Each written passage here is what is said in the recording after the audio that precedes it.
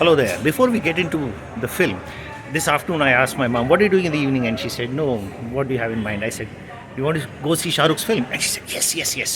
And so we saw Shahrukh's film, in which, and I have to bring this up right now, when she saw Shahrukh's body, she did this to me because I don't know where my mind was. And she said, "Look at him, he's 57. I said, "Ma, don't rub it in." So she's 73, by the way. This man appeals to a 73-year-old woman as much as he appeals to a 12-year-old girl.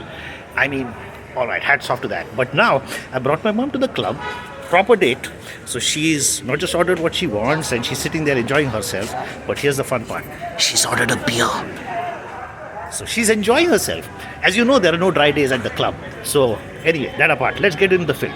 Now, the film, of course, yes, it's a mishmash of Jason Bourne and Mission Impossible and James Bond and Bahubali and RRR and KGF2 and Pushpa the Fire and War and Tiger and all of the YRF properties also. So that's predictable in a way. The film also has obviously great music and great locales and great chases and great action sequences and set pieces and all of that. That's also no secret. So what is this review about? This review about one thing. I think we owe Mr. Khan an apology. The right wing, of course, owes an apology, but for a different reason. We owe Shahrukh Khan an apology for underestimating his intelligence. Okay, that man is a genius. Okay, in fact, there are two points in the film that get the maximum applause and the CTs and everything, apart from his entry and various other dialogues. At one point where he says "Wa alaikum assalam," and at one point where he says "Jai Hind."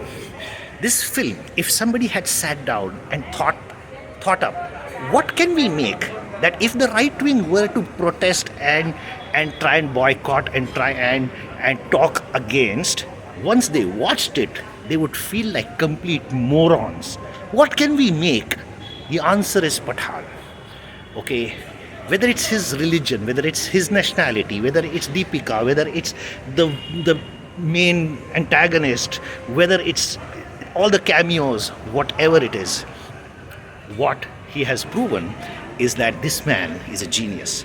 This is a film for 2023. It's not going to the Oscars. It's not a film you'll watch 20 years from now. It's not a classic. It's not something that you'll tell your children about. But it's a film that was waiting to be made.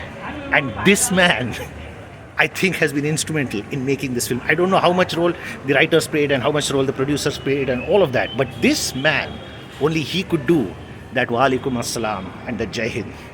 By the way, I want to end this review of course, with the apology and with a line that he says in that. And almost everything, there are callbacks to his old films, there are references to his age and his six-pack, and there's just a whole fun film. As I said, it's like a spoof, it's like a fun thing, it's like a fantastic, great time, it's like a roller coaster, all right. But he says some very interesting and profound things also.